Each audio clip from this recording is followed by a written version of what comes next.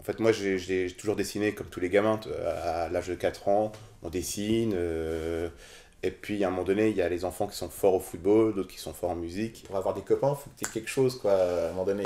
Et donc, mon truc, c'était de faire marrer mes potes, quoi. Et petit à petit, j'ai vu que ça marchait, ce truc-là. J'ai pas bougé d'un iota de ce truc-là, de dire... voilà, j'ai envie de donner du plaisir aux gens. Je sais pas, c'est un état d'esprit aussi, l'humour. Toujours essayer de faire marrer les gens, que ce soit par la parole ou par mes dessins. Voilà, pour moi, l'humour, c'est voilà, c'est un tout, enfin, ça fait partie de toi.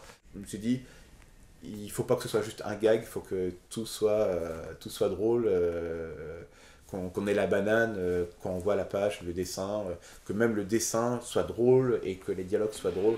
Voilà, tout J'ai un copain qui m'a amené une bande dessinée qui s'appelait les X-Men, une bande dessinée de super-héros. Moi j'étais fan d'Astérix ou Lucky Luke ou Tintin, comme tout le monde. Et puis là, le coup de voir des super-héros, des bonhommes super musclés et en collant qui se tapaient dessus, bah, ça m'a fait vraiment délirer. C'est vrai que je suis vraiment encore attaché à ce genre. Il y a peut-être la moitié de ma collection, c'est des super-héros, quoi. Au début, quand je faisais Samson et Néon, j'avais du mal parce que moi je voulais faire vraiment du super-héros, des mecs qui se battaient avec des nanas, des pin-up qui étaient en maillot de bain, enfin voilà, avec tout et n'importe quoi. Je ne suis jamais en manque d'inspiration. Donc je suis toujours en activité. Quand je prends le train, bah, je suis en train de travailler sur mes idées. Dès que j'ai un peu un temps à moi, bah, hop, je fais un carnet, je crayonne. J'ai pas le temps vraiment de glander en fait. J'ai fait une première série qui s'appelait Samson et Néon, qui n'a pas super bien marché, quoi, mais voilà. J'ai quand même une série de dessins animés autour de cette série, donc c'est quand même un coup de bol.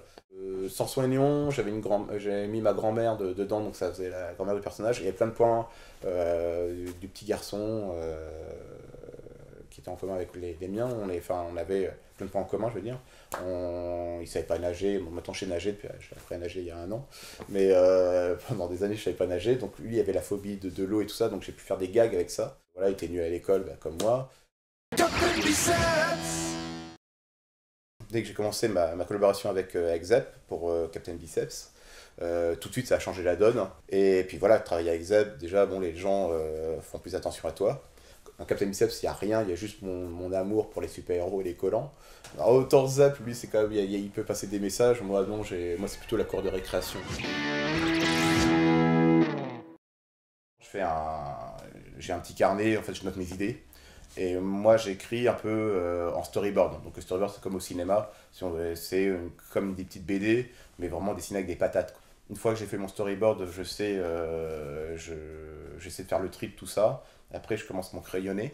Et après, je fais mon ancrage à la plume et à l'encre de Chine. Et puis, voilà, j'y vais vraiment minutieusement, quoi. Et puis après, je scanne ma planche et je travaille sur ordinateur, sur Photoshop, et je fais mes couleurs. Alors avant, je mettais 2 jours pour faire une planche de BD, ça veut dire que je faisais le scénario, le crayonné, l'ancrage et la mise en couleur. Et je passais, alors 2 jours, c'était 2 journées, chaque fois c'était 14 heures de boulot, quoi. Plus ça va, plus je mets du temps en fait. Je me suis amélioré au niveau de mon dessin. Maintenant, voilà, je suis assez content de ce que je fais. Mais je peux mettre 4 jours, 5 jours sur une planche, des fois un peu moins. Le meilleur moment, c'est quand j'avais envoyé mes projets pour show. Et en fait, que le mec te dit, bah allez, c'est bon, on te signe ton album, il n'y a pas de souci. Enfin voilà, en plus, c'était vraiment les doigts dans le nez, quoi. Ce bouquin-là, j'aurais pu le faire gratos, quoi, tellement je voulais être dessinateur et prouver à mon entourage. C'était surtout ça aussi, de prouver à mon entourage que ça y est, on me faisait confiance, que c'était pas qu'un rêve, c'était voilà, c'est vraiment, c'est réel, je peux devenir vraiment dessinateur de BD. T'as des gamins ou des gens qui viennent te voir et qui te disent ouais, ta BD, mais j'adore. Même des gens qui m'ont même pas demandé un dessin. J'étais en train de dédicacer, il y a un monsieur qui arrive, fait juste pour vous dire que j'adore ce que vous faites, et hop, qui se barre, quoi, qui ne demande même pas son rêve, mais vous voulez un dessin, il fait non, non, salut, et puis voilà, et tu dis, ah, enfin, tous ces petits moments-là, voilà, c'est des moments de joie, mais voilà, quand t'as un rêve et qu'il se réalise, tu te dis putain, c'est cool. Allez, Kiki, fais un effort. Si tu veux devenir un vrai super-héros, il faut que tu aies ton cri à toi. Tu vois, genre Captain Biceps. Rouf. Non, pas wouf. Attends, et c'est celui-là. Super Kiki. Rouf.